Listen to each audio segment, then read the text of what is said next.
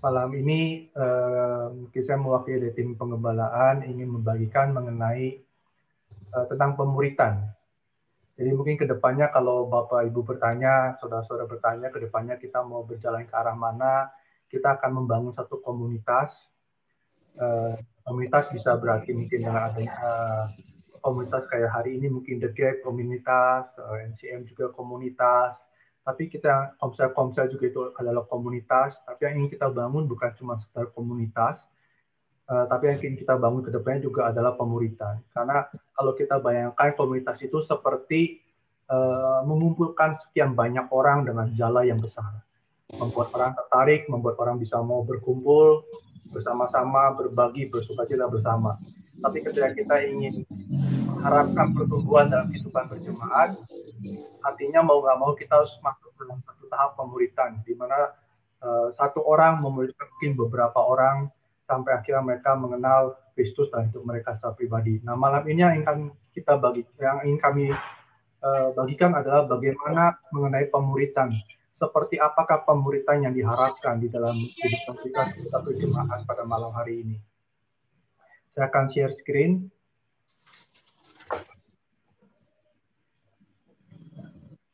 Jadi tema malam ini yang dibagikan adalah mengenai pemuritan, atau lebih tepatnya tentang bagaimana memuridkan itu, atau seperti apa sih memuridkan itu.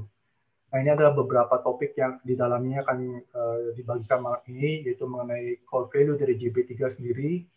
Lalu apakah pemuritan itu? Mengapa kita harus memuridkan? Bagaimana memulai pemuritan? Lalu persiapan seorang pemurid atau saya memuridkan nih, kira-kira apa sih yang diperlukan dari saya untuk saya ini bisa memuridkan? Saya nggak pede, tapi apa yang saya harus punya untuk menjadi seorang pemurid? Lalu yang terakhir adalah bagaimana proses pemuridan itu berlangsung dalam kehidupan kita sebagai satu jemaat. Yang pertama, saya ingin bagikan mengenai core value dari JB3. Mungkin ini tim pengembala ke depan juga akan terus mengulang-ulang mengenai core value ini, karena kami berharap bahwa ini menjadi satu culture, satu budaya dalam kehidupan kita berjemaat di Jemaat Berkat Bagi Bangsa, di mana core value kita adalah home, honor, ownership, merciful, dan enthusiasm. Di mana dengan honor itu berbicara bagaimana kita menghormati satu sama lain, orang-orang yang ada di sekitar kita menghormati, menghargai mereka, bukan karena orang itu hebat, bukan karena orang itu pintar, bukan karena orang itu baik, dan sebagainya, tapi karena kita sama-sama melihat sesama kita, orang-orang yang ada di samping kita adalah manusia yang sama-sama berharga, diciptakan menurut gambar rupanya Tuhan. Ownership berbicara mengenai kepemilikan. Jadi kami berharap bahwa jemaat ini milik kita semua bersama. Kita mulai sekarang mencoba untuk mendoakan, memikirkan, bahkan kita mencoba melakukan sesuatu apa sih yang kita bisa lakukan buat jemaat ini, sehingga jemaat ini bisa terus berkembang dan menjadi besar, jadi tempat buat banyak orang mengenal Kristus pada akhirnya.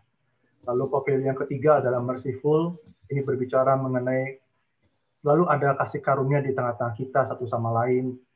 Mungkin kita melihat tidak ada satu orang pun yang sempurna, ketika kita melihat kelemahan atau orang-orang lain, mari kita tidak menghakimi satu sama lain, kita menerima satu sama lain, saling menghargai, saling mengampuni. Yang terakhir adalah entusiasme, di mana kita bersemangat di dalam melayani Tuhan, tidak menjadi patah semangat, tidak menjadi kendor, dalam kondisi sulit, dalam kondisi mungkin ada masalah, ada benturan, ada gesekan satu sama lain, tapi tetap kita tidak menjadi patah, tapi menjadi semangat, dan tambahkanlah terus kepada iman kita mengenai kebajikan dan pengetahuan dalam kehidupan kita, sehingga kita menjadi orang-orang yang mengenal Tuhan, namun juga memiliki kemampuan di dalam melayani Tuhan juga. Ini sekilas mengenai core value dari JB3. Yang berikutnya yang saya bagikan adalah, apakah pemuritan itu? Pemuritan adalah sebuah proses mengajarkan segala sesuatu yang Tuhan telah lakukan dalam kehidupan seseorang kepada orang lain, sehingga orang tersebut dapat bertumbuh ke arah Kristus. Atau dengan kata lain, pemuritan adalah berbagi kehidupan antara seorang kepada orang lain. Matius 28 ayat 19-20, karena itu pergilah, jadikanlah semua bangsa muridku dan baptislah mereka dalam nama Bapa dan Anak dan Roh Kudus. Dan ajarlah mereka melakukan segala sesuatu yang telah kuperintahkan kepadamu. Dan ketahuilah aku menyertai kamu senantiasa sampai kepada akhir zaman. Jadi pada waktu kita memuridkan adalah kita Pemuritan adalah satu proses di mana kita mengajarkan segala sesuatu yang Tuhan lakukan dalam kehidupan seseorang. Jadi apa yang Tuhan sudah ajarkan, apa yang Tuhan sudah perintahkan, atau apa yang kita kenal mengenai Tuhan, itulah yang kita ajarkan kepada orang-orang yang nantinya kita akan muridkan. Jadi mungkin sesimpel itu. Nanti akan lebih jelas ke belakangnya. Mari kita sama-sama. Yang berikutnya yang saya baca adalah mengapa kita memuridkan. Dan juga kita perlu sama-sama menyadari sebagai satu jemaat, waktu kita memuridkan, kenapa sih saya perlu memuridkan, harus memuridkan. Di Matius 28 ayat 19 sampai ayat 20. Firman Tuhan bilang, karena itu pergilah jadikan semua bangsa muridku. Jadi jelas bahwa memuridkan adalah satu perintah atau satu amanat yang Tuhan inginkan untuk setiap kita orang percaya lakukan. Yohanes 13 ayat 34 sampai 35, aku memberikan perintah baru kepada kamu, yaitu supaya kamu saling mengasihi, sama seperti aku telah mengasihi kamu, demikian pula kamu saling mengasihi. Dengan demikian semua orang akan tahu bahwa kamu adalah murid-muridku, yaitu jikalau kamu saling mengasihi. Jadi sekali lagi, memuridkan adalah suatu amanat atau suatu perintah yang Tuhan kehendaki. Sebab itu di 2 Timotius 2 ayat 1 sampai 2, jadilah kuat dalam kasih, kuat oleh kasih karunia dalam Kristus Yesus. Apa yang telah engkau dengar daripadaku di depan banyak saksi, percayakan itu kepada orang-orang yang dapat dipercayai, yang juga dapat mengajar orang lain. Titus 2 ayat 3 sampai 5. Demikian juga perempuan-perempuan yang tua, hendaklah mereka hidup sebagai orang-orang beribadah, jangan memfitnah, jangan menjadi hamba anggur, tapi cakap mengajarkan hal-hal yang baik, dan dengan demikian mendidik perempuan-perempuan muda mengasihi suami dan anak-anaknya. Hidup bijaksana dan suci, rajin mengatur rumah tangganya, baik hati dan taat kepada suaminya, agar firman Allah jangan dihujat orang. Jadi, ini adalah alasan kenapa kita perlu memuridkan di dalam jemaat ini. Lalu bagaimana proses pemuritan itu terjadi? Yang pertama, bagaimana memulai pemuritan?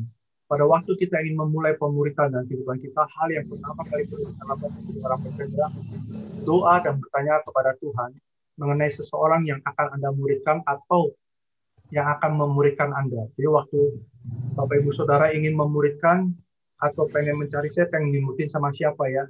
Yang perlu kita lakukan pertama kali adalah berdoa sama Tuhan. Tuhan, saya mau muridin orang, tapi siapa orang yang harus saya muridin? Tuhan, saya mau dimuridkan oleh orang lain, tapi siapa ya Tuhan orang yang saya harus datangi untuk, saya minta untuk dimuridkan oleh dia. Nah, ini kita perlu berdoa kepada Tuhan. Hal yang kedua yang perlu kita lakukan adalah, jikalau Tuhan tidak menaruh seseorang di dalam hatimu, berdoalah agar Tuhan menempatkan orang yang lebih muda atau lebih tua di dalam Anda untuk satu tujuan. Artinya begitu. Sekarang waktu kita berdoa sama Tuhan, Tuhan saya mau memuridkan, saya ingin dimuridkan. Tapi siapa ya? Nah, waktu kita berdoa demikian, ada kalanya di mana mungkin Tuhan langsung memberikan dan menunjukkan sama A loh, atau si B loh yang akan kamu muridkan. Tapi ada waktunya, pada kenyataannya, realitanya adalah waktu kita berdoa, kita nggak mendapatkan apa-apa. Tuhan tidak berbicara mengenai nama, Tuhan tidak berbicara mengenai siapa orangnya. Nah, waktu itu terjadi, berdoalah bahwa Tuhan akan menempatkan seseorang, di mana waktu ada orang-orang di sekitar saudara, kita bisa melihat, saya bisa belajar sama siapa ya? Dengan siapa saya akan belajar ya? Nah, untuk satu tujuan apa? Jadi, kita percaya pada Tuhan dan meminta Tuhan pada akhirnya menuntun setiap langkah hidup kita untuk melihat orang-orang siapa yang nantinya akan kita muridkan dan siapa yang nanti akan menjadi pemurid kita. Jadi kita balance pada dua sisi. Yang berikutnya, 4 kesiapan seseorang memuridkan. Nah, ini yang perlu kita juga ketahui dalam jemaat ini, bahwa terkadang kita waktu ingin memuridkan, mungkin Bapak Ibu Saudara mengalami, aduh saya mau memuridkan tapi saya bingung ya, atau saya nggak punya apa-apa sebagai orang Kristen. Saya bukan pendeta, saya bukan pengkhotbah, saya bukan worship leader, saya nggak punya apa-apa rasanya. Kalau saya muridin orang, apa nanti yang harus saya muridkan? Nah, ini adalah beberapa syarat yang ingin kami juga tanamkan dalam kehidupan jemaat ini, bahwa yang pertama untuk seseorang dikatakan siap memuridkan adalah orang yang bisa berdoa bersama orang lain, dapat berdoa untuk orang lain, dan juga dapat berdoa untuk diri sendiri. Yakobus 5 ayat 16, karena itu hendaklah kamu saling mengaku dosamu dan saling mendoakan, supaya kamu sembuh. Doa orang yang benar, bila dengan yakin didoakan, sangat besar kuasanya. Jadi ketika Bapak Ibu Saudara sudah bisa berdoa bersama-sama dengan orang lain, bisa mendoakan orang lain dan bisa mendoakan diri sendiri, artinya di sini Bapak Ibu Saudara sudah siap punya satu syarat bahwa Bapak Ibu Saudara sudah bisa memuridkan. Jadi sesimpel itu. Yang kedua, untuk kita bisa memuridkan, jadilah orang yang beriman. Ibrani 11 ayat 1 dikatakan iman adalah dasar dari segala sesuatu yang kita harapkan dan bukti dari segala sesuatu yang kita lihat. Tetapi tanpa iman, tidak mungkin orang berkenan kepada Allah, sebab barang siapa berpaling kepada Allah, ia harus percaya bahwa Allah ada dan bahwa Allah memberi upah pada orang yang sungguh-sungguh mencari Dia. Ibrani 11 ayat 6. Jadi yang kedua yang perlu kita miliki untuk kita bisa memuridkan adalah kita menjadi orang-orang yang beriman. Kita tahu firman Tuhan dan kita hidup percaya kepada firman Tuhan. Yang ketiga untuk kita bisa memuridkan adalah jadilah orang yang membaca firman Tuhan dan menjadikan Roh Kudus sebagai seorang penolong dan pengajar.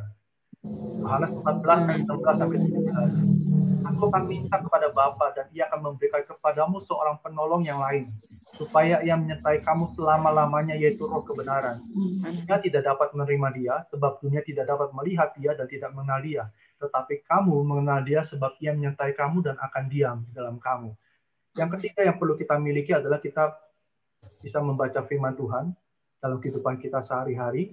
Kita tahu firman Tuhan dan kita punya Roh Kudus. Artinya Roh Kudus inilah yang nantinya akan mengajarkan setiap kebenaran demi kebenaran dalam kehidupan kita sebagai orang yang percaya. Nah, waktu kita tahu tentang firman Tuhan, kita punya Roh Kudus yang akan menolong kita bahkan untuk berbicara di hadapan banyak orang pun. Ini akan menjadi bekal buat setiap kita. Oh, saya ini sudah siap memuridkan. Karena saya setiap hari membaca firman Tuhan dan saya tahu banyak tentang firman Tuhan.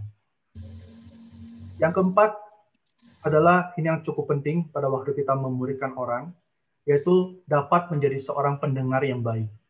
Yakobus 1 ayat 19 mengatakan, hai saudara-saudara yang kukasihi, ingatlah hal ini. Setiap orang hendaklah cepat untuk mendengar, tetapi lambat untuk berkata-kata dan juga lambat untuk marah. Nah, hal keempat yang kita harus miliki sebagai orang yang mau memuridkan adalah jadilah seorang pendengar yang baik. Ketika Bapak Ibu Saudara bisa menjadi seorang pendengar yang baik untuk orang lain, maka artinya Bapak Ibu Saudara sudah siap untuk memuridkan orang lain. Keempat hal ini adalah satu, boleh dibilang mungkin parameter awal untuk setiap kita bisa melihat atau menilai atau merasa percaya diri, oh saya ini sebenarnya sudah bisa memuridkan dalam kehidupan saya sebagai orang percaya. Sekali lagi, kalau kita punya 4 hal ini, kita sudah siap. Tentunya nanti kita akan membantu dalam perlengkapan selanjutnya. Kita masuk slide berikutnya. Bagaimana proses pemuridan itu berlangsung? Seperti apakah pemuridan itu berlangsung? Bayangkan bahwa pemuridan adalah membangun hubungan dari hubungan yang formal menjadi hubungan yang tidak formal. Terlepas lama atau tidaknya hubungan tersebut, tujuannya adalah untuk menolong orang yang dimuridkan untuk menjadi pengikut Kristus. Jadi, kalau Bapak Ibu Saudara bayangkan, memuridkan itu seperti apa sih? Memuridkan itu adalah seperti membangun satu hubungan dari hubungan yang tadinya formal menjadi informal.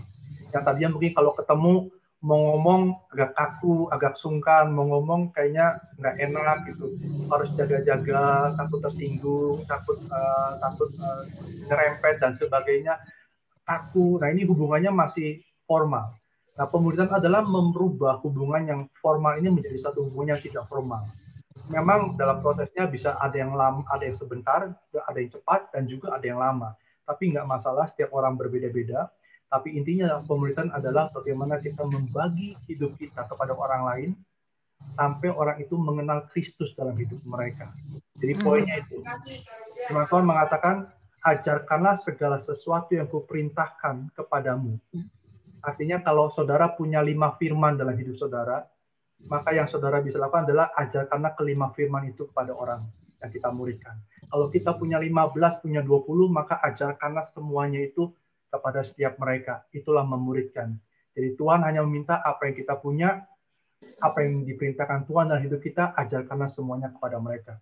Tapi ya jangan 5-5 amat juga. Kalau bisa kitanya pun jadi seorang pemurid, bertumbuh dari pengertian kepada pengertian yang lainnya. Jadi kita punya banyak nantinya. Contoh, seberapa sering pertemuan dapat dilakukan? Mungkin waktu kita ingin memuridkan, saya kalau memuridkan berapa lama sekali sih harus ketemunya? Setiap orang bisa jadi fleksibel. Ini mungkin beberapa contoh yang saya bagikan. Bisa jadi mungkin cuma seminggu sekali kita ketemu tatap muka. Atau kalau tatap muka sulit dilakukan setiap minggu, mungkin kita bisa seminggu ini tatap muka, mungkin minggu depannya ya melalui chatting saja, WhatsApp saja, atau Zoom saja juga oke, nggak masalah. Atau mungkin hari ini tatap muka nggak bisa, nggak apa-apa juga. Kita bisa memberikan pesan-pesan singkat, bisa ngobrol melalui WhatsApp, melalui sosial media yang lainnya. Jadi sekali lagi, ini fleksibel. Kita bisa atur sama-sama antara pemurid dengan orang yang dimuridkan. Tidak menjadi kaku, harus 1 minggu sekali, harus 2 minggu sekali, nggak perlu kaku juga. Kita out of the box, kita bisa fleksibel. Yang penting kita bisa bertatap muka. Mungkin kita khawatir, aduh saya nggak punya waktu karena saya kerja, saya punya keluarga, saya punya pelayanan, saya harus melakukan ini dan sebagainya, dan banyak hal lainnya. Ketika memang kita tidak memiliki waktu, apa yang kita perlu lakukan? Yang pertama bisa ajaklah orang yang Anda muridkan untuk melakukan sesuatu yang sedang Anda lakukan saat ini. Artinya, misalkan saudara sibuk nih, saudara suka masak di rumah, mungkin menyiapkan masak untuk keluarga, ajaklah mereka untuk datang ke rumah untuk yuk masak bareng sama saya. Atau mungkin saudara sibuk melayani karena memang pelayanannya banyak di gereja atau di tempat yang lain, saudara bisa ajak juga orang-orang yang dimuridkan, yuk ikut sama saya melayani bareng-bareng. Nah, di tempat yang sama, di aktivitas yang sama, di situ kita bisa mulai sharing, kita juga sambil memasak, sambil melakukan pelayanan, mungkin nyiapin kabel, mungkin nyiapin alat musik, mungkin olahraga bareng, kita bisa sambil berbagi apa yang Tuhan ajarkan dalam firman kita pada orang-orang yang kita muridkan. Atau mungkin pada waktu kita bersaat teduh, belajar Alkitab, kita bisa undang mereka untuk datang bersama-sama dengan kita. Atau mungkin ketika saudara ada di office, mungkin bisa, yuk, mau nggak kamu datang ke tempat saya untuk makan siang bareng, yuk saya pengen ngobrol sama kamu. Jadi ajaklah mereka untuk beraktif masuk dalam kehidupan aktivitas kita. Itu yang pertama yang bisa dilakukan. Yang kedua yang bisa dilakukan adalah, ini yang cukup penting hari-hari ini, batasilah menggunakan sosial media, Netflix, dan menonton televisi, maka Anda akan terkejut berapa banyak waktu luang yang Anda miliki dalam sehari dan setiap minggunya. Terkadang waktu-waktu kita hari-hari ini habis ketika kita membuka sosial media, WhatsApp, nonton Netflix, Facebook, dan sebagainya. Tapi mungkin ini yang bisa kita lakukan. Mungkin Anda dapat memulai dengan mengatur waktu 2 kali sehari, mungkin selama 15-20 menit untuk mengecek sosial media, daripada mengeceknya terus-menerus sepanjang hari. Nah ini pun kalau Bapak Ibu Saudara bisa praktekkan ini akan sangat membantu. Dan pada kenyataannya betul sekali. Ketika kita mulai membatasi, misalkan sehari saya ingin buka Facebook-nya atau WhatsApp-nya mungkin 2 atau 3 kali sehari dalam waktu 15-20 menit. Dan waktu Bapak Ibu mengatur itu semua, maka Bapak Ibu Saudara bisa jadi terkejut, oh iya ternyata saya masih punya banyak waktu yang kosong yang saya bisa gunakan untuk WhatsApp orang lain, untuk telepon orang lain, orang yang dimuridkan, untuk bisa ketemu. Karena seringkali kita nggak sadar, waktu kita habis tersedot dengan untuk mengecek sosial media. Itu pun juga yang saya alami. Jadi hari-hari ini juga saya mulai membatasi, ada waktu di mana saya nggak mau menyentuh, membuka message, nggak buka ini, karena saya tahu begitu saya buka setiap waktunya akan habis. Sedikit demi sedikit pasti habis. Atau mungkin ketika kita menunggu di parkiran, mungkin kalau pas lagi jemput anak sekolah, kalau lagi offline, atau mungkin menunggu parkiran, misalkan mengantarkan istri belanja dan sebagainya, mungkin sambil nunggu di parkiran bisa telepon, bisa hubungin, dan ternyata itu cukup menjadi waktu yang cukup berguna untuk setiap kita memuridkan orang lain. Yang berikutnya, bagaimana menemukan pemurid atau orang yang akan dimuridkan. Sebagaimana telah disebutkan di awal, apa yang kita perlu ketahui pertama-tama adalah berdoalah kepada Tuhan. Mintalah kepada Tuhan, Tuhan saya mau dimuridin sama siapa? Tuhan saya mau muridkan siapa ya? Nah, begitu saudara mendapatkan dan melihat bahwa ada orang yang menurut saudara saya bisa mau dimuridkan dengan dia, saudara bisa memuridkan orang tersebut, melangkahlah dan lakukanlah sesuatu. Jangan berdiam diri dan jangan menunggu. Beberapa hal yang perlu diperhatikan di dalam menemukan pemurid atau orang-orang yang dimuridkan, seperti yang tadi dikatakan, pertama berdoalah dan mintalah kepada Tuhan. Yang kedua, setelah saudara berdoa dan minta kepada Tuhan adalah lihatlah sekeliling Anda. Perhatikan orang-orang yang memiliki kerohanian yang Anda harapkan. Bisa jadi orang tersebut lebih tua atau lebih muda dari Anda, namun jangan hal itu menjadi batasan Anda karena sekalipun lebih muda memiliki kematangan atau kedewasaan secara rohani. Jadi kita bukan cuma sekedar berdoa, menunggu sampai Tuhan menyatakan nama dalam kehidupan kita, itu adalah hal yang baik dan hal yang utama yang kita lakukan. Tapi di samping itu yang kita perlu lakukan adalah kita mencoba melihat sekeliling kita. Ada orang-orang siapa yang saudara bisa lihat bahwa oh ini orang ini sudah dewasa dalam kerohanian dalam hal ini. Sepertinya saya perlu diperlengkapi oleh orang-orang yang seperti ini. Nah, saudara bisa menghampirinya. Jadi kita terbuka akan hal itu. Yang ketiga adalah bersikap proaktif dalam pertemuan-pertemuan, kegiatan belajar firman Tuhan bersama, acara komunitas atau komsel, acara misi, dan pelayanan-pelayanan yang lain. Jadi ketika kita sudah berdoa, kita sudah lihat sekeliling kita, jangan lupa kita bersikap proaktif. Hadirlah pertemuan demi pertemuan, acara demi acara, mungkin komsel, komunitas, kegiatan-kegiatan yang ada dalam gereja.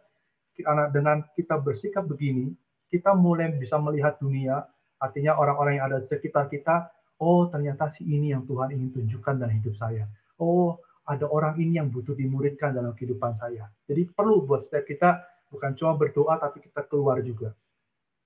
Hal berikutnya yang kita perlu lakukan adalah berbicaralah dengan orang-orang yang berbeda dari Anda. Tuhan akan menunjukkan Anda dengan pemurid atau murid yang Ia tunjukkan dalam hidup Anda. Maksudnya begini, pada waktu kita mencari orang yang ingin kita muridkan atau kita ingin dimuridkan dengan seseorang, cobalah untuk berbicara dengan orang-orang yang mungkin berbeda dari Anda. Misalkan, kalau saya adalah seorang yang misalkan pengajar, saya mencoba untuk membangun hubungan ngobrol dengan orang-orang yang bukan pengajar, mungkin dengan orang yang bermain musik, dengan asyir, mungkin dengan para pengusaha dan sebagainya. Nah, dari situ kita akan mulai bisa melihat bahwa oh ternyata ini loh, saya rasanya saya bisa belajar dari orang ini, saya ingin dimuridkan oleh orang ini. Dan mungkin kejadiannya ketika saudara melihat ada orang-orang yang berbeda dengan saudara, bisa jadi waktu itu Tuhan berbicara dalam hati saudara bahwa ini orangnya akan kamu muridkan. Dengan orang ini nanti kamu akan dimuridkan. Nah, kita harus keluar dari itu. Jadi kita tidak, saya berharap bahwa kita tidak, misalkan asyir hanya bergaul dengan asyir, anak-anak muda hanya bergaul dengan anak-anak muda, worship leader hanya bergaul dengan worship leader, pemain musik hanya bergaul dengan pemain musik, pengajar bergaul dengan pengajar dan sebagainya. Yang perlu kita lakukan adalah mari kita berbaur bersama-sama dan lihat siapa yang Tuhan tunjukkan dalam kehidupan kita. Itu cukup penting dalam kehidupan kita berjemaat. Yang berikutnya, berinisiatiflah atau lakukanlah sesuatu lebih dahulu. Mintalah dengan baik kepada orang yang Anda rasa menarik perhatian Anda atau terlintas, atau Tuhan sudah tunjukkan untuk bertemu, mungkin di kedai kopi atau dimanapun.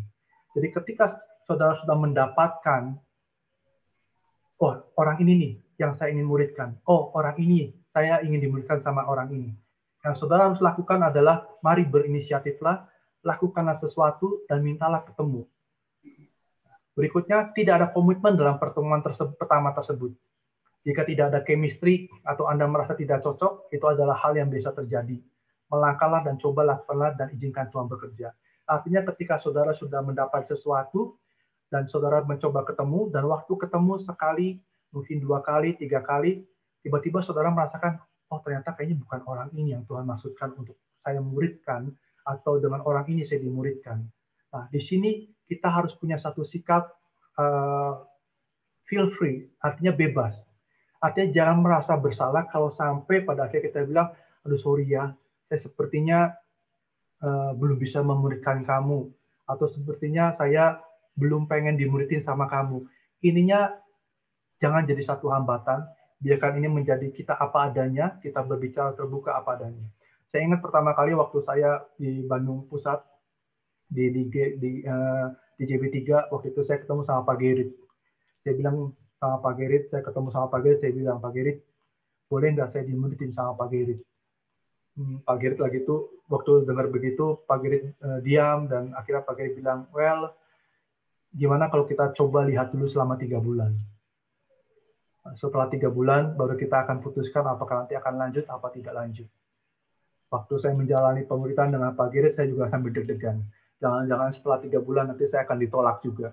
Kalau sampai ditolak pun ya wis, nggak apa-apa. Artinya mungkin memang bukan Pak Gerit orang yang ditunjuk oleh Tuhan dalam hidup saya, atau mungkin ada orang lain yang mungkin memang yang sudah Tuhan tetapkan dalam kehidupan saya. Nah, kita belajar untuk terbuka, tidak merasa, jangan bawa ini menjadi satu hal yang personal, artinya pribadi. Pada waktu orang yang diminta memuridkan menolak, jangan dianggap bahwa karena benci atau karena sakit hati, karena nggak suka, bukan. tapi karena memang ini adalah yang Tuhan sudah tetapkan. Demikian juga orang yang kita muridkan. Oh, saya nggak mau kok dimuridin sama kok, nggak apa-apa juga. Bicaralah apa adanya, lebih baik terbuka. Kita tidak jadikan ini satu hal yang personal. Yang berikutnya ketika sudah sama-sama tahu, berdoa kembali dan mintalah untuk Tuhan menyatakan apakah orang tersebut adalah orang yang akan berjalan bersama dengan Anda. Jika Tuhan menunjukkan kepada Anda sesuatu, ambillah langkah berikutnya. Jangan takut untuk meminta seorang menjadi pemurid Anda atau menawarkan diri Anda untuk menjadi mentor baginya. Selalu ada kebebasan untuk berkata tidak atau mendoakannya atau berkata tidak sama sekali. Yang terakhir, izinkanlah tim pengembalaan mengetahui seandainya Anda tertarik untuk dimuridkan atau sedang mencari seorang pemurid, dan kami akan mencoba berdoa untuk Anda. Ketika kami mengetahui ada orang yang sedang mencari pemurid atau murid, maka kami akan berusaha untuk mempertemukannya. Jadi mungkin ini adalah bagian juga dari tim pengembalaan. Ketika dari Bapak Ibu Saudara, saya pengen dimuridkan atau saya ingin memuridin, tapi muridin siapa ya? Mungkin bisa kasih tahu kami agar dalam prosesnya ketika kami bisa mendapatkan orang-orang yang membutuhkan dan orang yang ingin memuridkan, kami bisa pertemukan bersama-sama. Tapi sekali lagi, tetap ada kebebasan, jangan dijadikan satu hal yang pribadi sifatnya atau personal. Yang ketiga, dalam proses pemuridan berlangsung, mendiskusikan pengharapan-pengharapan. Nah, pada waktu sudah ketemu pemurid dan orang yang dimuridkan, yang perlu dilakukan berikutnya adalah coba mulai tanyakan kepada orang yang dimuridkan, apa sih yang kamu cari dari saya? Apa sih yang Anda harapkan untuk dapatkan dari pemuridan ini? Apakah ada goal tertentu untuk dicapai dalam waktu tertentu? Misalkan, apakah kamu mau belajar untuk konsisten baca firman Tuhan dalam waktu sekian bulan? Mungkin saya bisa bantu kamu untuk ingetin, pasang alarm, mungkin telepon tiap pagi, dan sebagainya. Berapa lama dan berapa sering yang Anda inginkan dalam pemuridan? Jadi kita bisa ngobrol. Mau berapa lama sekali sih kita ketemu? Sesibuk apa kamu? Kalau dia bilang 2 minggu, 3 minggu, nggak apa-apa. Fleksibel semuanya. Lalu di mana ingin bertemu? Nah, itu pun kadang-kadang kita perlu tanya. Mungkin ada orang-orang yang nggak mau ketemu di kosnya, nggak mau dikunjungi di kosnya. Mungkin ada orang-orang yang nggak mau ketemu di rumahnya. Nah, kita bisa ngobrol. Enaknya ketemunya di mana ya? Di kafe kah? Di tempat nongkrong kopi di mana kah? Atau di taman di mana? Nah, kita bahas sama-sama. Lalu, apakah ada yang ingin saya berikan apakah ada yang Anda ingin saya berikan seperti bagaimana merawat diri, bagaimana berdoa, dan sebagainya. Nah, ini baik lagi. Kira-kira apa yang kamu inginkan untuk saya bisa berikan buat kamu? Nah, di sini seorang pemurid harus bicara jujur apa adanya. Kalau ada sesuatu yang bisa kita ajarkan sama orang yang diberikan, kita bisa bilang, oke, saya akan ajarkan. Tapi ketika ada sesuatu yang di luar kemampuan kita pun harus berani berkata, waduh, yang itu saya nggak punya. Tapi saya akan coba belajar untuk saya bisa bantu kamu. Atau setidaknya, kalau ada hal yang lain, saya akan coba cari orang yang mengerti, nanti saya akan ketemuin kamu sama orang tersebut ya. Misalkan, saya punya seorang murid yang saya tuh pengen berharap bisa belajar tuh bagaimana membangun usaha. Wah, saya bilang, mungkin itu bukan kemampuan saya. Nah, kita bisa bicara apa adanya. Tapi saya akan coba bantu kamu untuk ketemuin kamu sama orang yang memang sudah jadi pengusaha. Saya akan coba bantu ya, nanti kau bisa ngobrol, dan kamu bisa bertumbuh juga melalui orang tersebut. Jadi Tuhan hanya bilang, ajarkanlah segala sesuatu yang kuperintahkan kepadamu. Apa yang kita punya, ajarkan. Kalau kita nggak punya, feel free, bebas. Artinya maksudnya, jangan merasa bersalah, jangan merasa tidak berguna, tapi ya inilah kita. Yang berikutnya, Anda mungkin saja akan mendapatkan seorang murid yang mencari konseling saja. Jadi waktu saudara punya murid, mungkin murid yang kita muridkan, mungkin sebenarnya cuma ingin konseling dalam kehidupannya. Jadi ketika ketemu pengennya konseling aja. Atau pengen mencari kebijaksanaan Anda dalam menjalani hidup. Pengalaman Koko gimana sih waktu ada dalam masalah ini? Dulu waktu ada dilema begini, kira-kira mutusinnya gimana sih? Lalu ada masalah ngatur begini, harus bahkan apa? Nah ini ada murid-murid yang pengen mencari kebijaksanaan dari orang-orang yang memuridkan dia. Atau mencari apa yang Tuhan kehendaki untuk menolong dirinya menghadapi masa-masa yang sulit. Mereka selalu bertanya, aduh saya kayaknya lagi mengalami kesulitan, kira-kira Tuhan mau apa ya, tolong bantuin, doain saya dong. Kira-kira Tuhan mau apa untuk saya lakukan. Tiap kali ketemu ngomongnya itu, tiap kali ketemu ngomongnya itu. Nggak apa-apa juga. Memang ada orang-orang yang dimuridkan, yang dia perluin adalah itu. Atau orang-orang yang pengen dimuridkan, pengennya mendapatkan dorongan semangat dalam hidupnya. Aduh, setiap kali ketemu dimuridkan, datangnya, aduh saya lagi sebel, aduh saya lagi lemah, saya lagi down. Lalu berulang kali kita memberikan nasihat, berulang kali kita menyemangati, ayo semangat, ayo bangun, ayo saya doain, ayo jangan menyerah, ayo. Sebulan, 2 bulan, 3 bulan, 4 bulan, 6 bulan, terus yang dia perlukan ada dorongan semangat. Yang lain waktu orang dimulihkan, mereka cuma pengen teman doa saja. Saya cuma pengen berdoa bareng sama Cici, sama Koko, sama Abang, sama kakak gitu. Atau mungkin mereka datang ingin dimulihkan karena pengen punya partner accountability. Saya punya kelemahan, boleh nanti tolong cek saya, apakah hidup saya 3 bulan lagi masih kudus apa enggak? Apakah hidup saya 3 bulan lagi saya sudah mengampuni apa? Tolong cek saya ya. Jadi mereka pengen ada partner yang mereka bisa bertanggung jawab sama orang tersebut. Nah, ada juga spiritual, ada juga spiritual mentor, ada juga Bible teacher. Nah, ini yang saya ingin berikan adalah yang cukup penting. Dalam semuanya itu yang tulisan biru, sadarilah, terkadang kita hanya dapat memerankan satu peran saja dari sekian banyak peran seperti yang dituliskan di atas. Mungkin itu adalah Bible teacher, atau mungkin accountability partner saja. Artinya, di dalam kita memuridkan, terkadang kita nggak bisa melakukan semua hal tadi yang disebutkan kepada anakmu yang kita muridkan. Tapi waktu itu terjadi, kita hanya punya 1-2 peran saja, nggak apa-apa juga. Karena memang itulah yang dia butuhkan dari kita. Untuk dia punya teman berdoa, untuk dia punya orang yang memuridkan, yang bisa mengajarkan firman Tuhan, untuk bisa hanya memberikan dorongan semangat, karena firman Tuhan dia udah bisa cari sendiri. Nah, itu pun nggak apa-apa. Lakukan proses pemuridan itu terus. Tujuan Anda dalam memuridkan adalah menolong murid untuk dapat berdiri sendiri, bergantung kepada Yesus, bukan bergantung kepada Anda pemurid. Nah, ini yang cukup penting. Waktu kita memuridkan, ajar mereka untuk mereka mengenal kebenaran, sehingga mereka bisa bertumbuh sendiri ke arah Kristus. Nanti saya akan jelaskan di slide terakhir. Yang berikutnya, yang penting dalam proses pemuridan adalah cara menjadi pendengar yang baik. Kunci dalam pemuridan adalah bagaimana menjadi seorang pendengar yang baik. Ada 10 cara menjadi seorang pendengar yang baik. Yang pertama kali yang dilakukan seorang pemurid ketika bertemu dengan murid adalah berhentilah berbicara.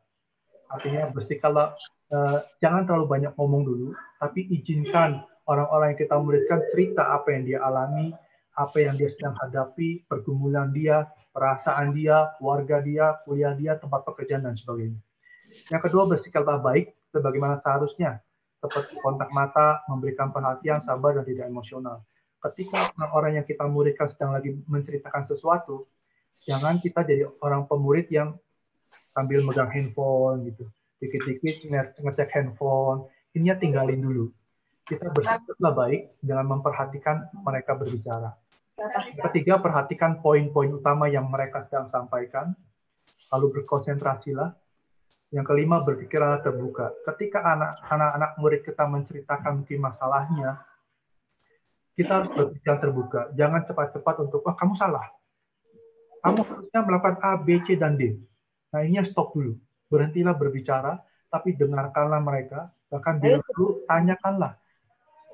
Apa yang kamu rasakan waktu kamu menghadapi itu? Kemarin sana tapi orang masih satu. Oh iya naik barang sisanya 25% arah. Soalnya nggak turun handap pisan. Dia punya dana sedikit, tapi kemarin. Kira-kira waktu mereka menceritakan semua itu, kita perlu bertanya, kenapa sih kamu berbuat A sampai akhirnya kamu memutuskan untuk melakukannya? Apa yang ada di hati kamu? Apa yang kamu pikirkan pada waktu itu? Jadi kita tidak cepat menghakimi mereka, tapi kita berpikiran terbuka, menanyakan apa yang mereka dari sudut pandang mereka seperti apa, dan kita menaruh empati kita. Kita belajar untuk empati, artinya ketika mereka menceritakan sudut pandang mereka, kita mencoba menempatkan, dia juga ya, kalau saya ada di posisi dia, mungkin saya akan melakukan hal yang sama. Nah, empati ini akan membuat orang-orang yang kita muridkan merasa diterima, merasa ada chemistry, merasa diperhatikan. Nah, ini yang kita perlu perhatikan sebagai seorang pemurid. Yang terakhir adalah, sekali lagi, kembali berhentilah berbicara. Kalau ketika kita memuridkan, ketika mereka sedang bercerita sesuatu, izinkan mereka menceritakan semuanya. Ketika mereka selesai berbicara, maka baliklah kita mulai berbicara. Setelah mereka selesai, baru kita mulai berbicara sedikit demi sedikit. Jadi jangan ketika mereka berbicara, kita cut di tengah-tengah, kita potong, lalu kita berbicara. Biasanya waktu kita potong di tengah jalan, semangat mereka untuk bercerita, api mereka untuk bercerita biasanya padam. Tapi tunggulah mereka sampai mereka selesai berbicara. Yang berikutnya pertanyaan-pertanyaan yang dapat ditanyakan saat memuridkan. Ini ada 3 hal yang mungkin jadi pertanyaan dasar. Ketika ketemu, tanya aja yang paling mudah adalah bagaimana waktu kamu bersama Tuhan hari ini. Selama 1 minggu ini, gimana kamu doa kamu, gimana baca firman Tuhannya. Apakah bolong-bolong, apakah enggak sama sekali, atau kamu baca dapat sesuatu enggak. Yang kedua bisa ditanyakan, apa kamu hari ini sedang bergumul dengan dosa-dosa tertentu, apa yang bisa saya lakukan, apa yang bisa saya doakan buat kamu, ini perlu ditanyakan juga.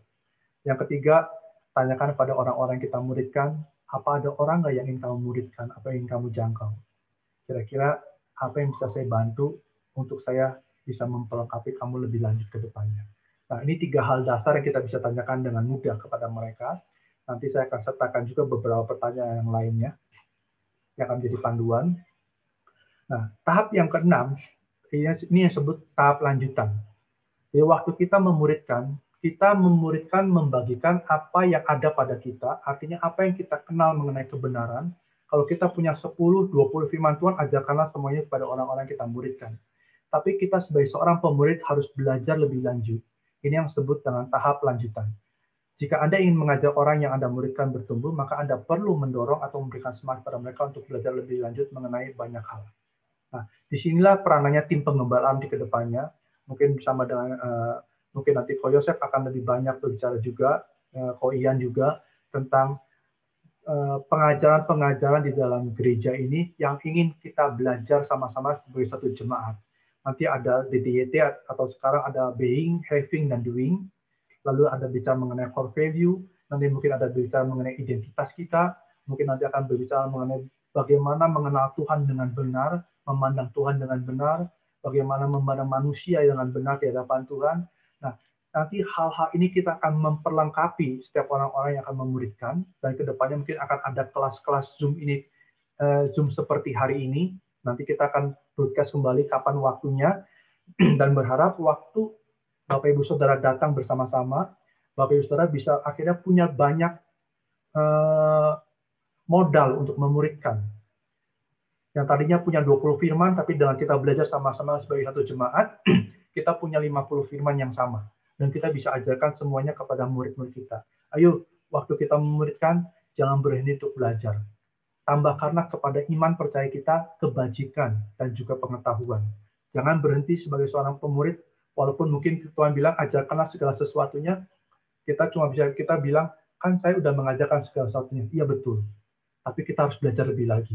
Kita pun harus bertumbuh lebih lagi. Sehingga orang-orang yang kita muridkan akan sama-sama bertumbuh juga lebih lagi. Nah, ini adalah pertanyaan-pertanyaan yang saya akan nanti juga sertakan, yang bisa Bapak Ibu Saudara tanyakan kepada orang-orang yang dimuridkan. Misalkan, gimana sih hubungan kamu dengan keluarga, dengan orang tua, apa yang kamu rasakan di gereja, apa sih hobi kamu, apa sih passion kamu, apa sih yang kamu harapkan dari orang tua kamu, apa kamu memberikan persembahan, apa kamu sudah memberkati banyak orang, misalkan, apa sih yang kamu rasakan di gereja ini. Nah, ini ada beberapa pertanyaan yang bisa ditanyakan. Ini juga beberapa pertanyaan yang kita bisa tanyakan kepada orang-orang yang kita muridkan. Apa sih favorit terbesar favorit kamu, makanan kesukaan kamu apa, atau apa sih kelemahan kamu, apa sih kelebihan kamu, apa sih panggilan kamu. Nah, kita bisa tanyakan banyak hal. Tapi yang ingin saya berikan adalah di poin ini. Kalau Bapak Ibu Saudara lihat poin ini ada 3 lingkaran, ada biru, hijau, dan merah. Nah, ada dunia umum, dunia pribadi, dan dunia sangat pribadi. Nah, ini yang cukup penting untuk seorang pemurid ketahui. Setiap orang itu punya 3 dunia ini. Nah, dunia umum ini adalah dunia yang umum, publik, di mana murid-murid kita, kehidupan murid-murid kita di tempat yang dunia yang umum, misalkan pekerjaan dia, mungkin pelayanan dia, mungkin usahanya dia. Nah, mungkin mereka akan menciptakan pelayanannya, kerjaannya, sekolahnya, jadi semua yang sifatnya umum. Tapi kadang-kadang bukan cuma itu yang murid kita bisa ceritakan, tapi juga dunia yang pribadi. Mereka cerita tentang keluarganya, mereka cerita tentang hubungannya dengan ayahnya. Aduh, saya sama ayah saya kurang baik, sama mami saya, sama ibu saya kurang baik, sama saudara saya kurang baik. Aduh, saya tuh sebenarnya punya teman dekat tapi begini, saya punya pasangan tapi begini. Nah, ini adalah dunia yang pribadi.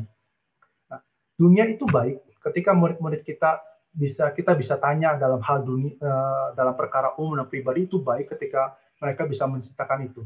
Tapi sasaran kita yang paling utama adalah dunia yang sangat pribadi, yaitu zona merah ini. Artinya di zona merah ini ada tempat di mana setiap emosi, kemarahan, kebahagiaan, sukacita dia, bahkan cita-cita dia yang orang lain nggak ada yang tahu, cuma dia yang tahu, marahnya dia, sakit hatinya dia. Nah, ini semua ada di dunia yang sangat pribadi. Nah, ketika murid-murid kita hanya menceritakan dunia umumnya dan dunia pribadinya saja, maka hubungan antara kita pemurid dengan orang yang dimuridkan ini belum mencapai satu titik kepercayaan. Tapi ketika mereka sudah bisa menceritakan dunia yang sangat pribadi dalam hidupnya, aduh Pak, sebenarnya waktu teman saya begini, saya sakit hati sekali rasanya. Saya sebenarnya pengen balas, tapi saya tuh tahu ini nih salah, nggak boleh. Saya punya ini, saya tuh senangnya yang ini yang paling saya senengin sekali. Saya tuh berharap 5 tahun ke depan saya bisa dapetin ini. Nah, ini dia sedang menceritakan emosinya, menceritakan dunia yang sangat pribadi. Nah, ketika sampai di titik ini, maka titik trust antara seorang pemurid dengan orang yang dimuridkan ini sudah terbangun. Nah, yang perlu kita perhatikan sebagai seorang pemurid, sampailah di titik ini. Artinya kita kita berusaha membangun hubungan bukan hanya sampai dunia yang umum atau dunia yang pribadinya saja. Jadi ketika orang-orang yang kita muridkan hanya menceritakan orang tuanya, teman dekatnya, pelayanan dia, sekolahnya, pekerjaan, artinya buat kita pemurid belum cukup. Kenapa? Karena belum sampai pada perkara yang konfidensial. Nah, ini yang kita coba bangun. Nah, untuk sampai ke titik ini memang takes time, perlu waktu. Nggak bisa cuma seminggu, nggak bisa cuma sebulan atau 2 bulan. Ini perlu hubungan yang harus kita bangun dari waktu ke waktu. Kita perlu mendengarkan dia lebih banyak lagi, perlu ketemu dia lebih banyak lagi. Dan hal yang kedua yang bisa kita lakukan selain waktu yang berbicara adalah teladan. Artinya ketika kita memuridkan orang-orang yang kita muridkan, nah kita mulai mencoba membuka hidup kita juga kepada orang-orang yang kita muridkan. Kita bukan cuma cerita pekerjaan kita di rumah, pekerjaan kita di tempat kerjaan, kita bukan cuma hanya membuka hidup kita mengenai keluarga kita, tapi kita mulai menceritakan, aduh saya dulu pernah mengalami juga sakit hati sama orang tua saya, tapi ini yang saya lakukan pada waktu itu.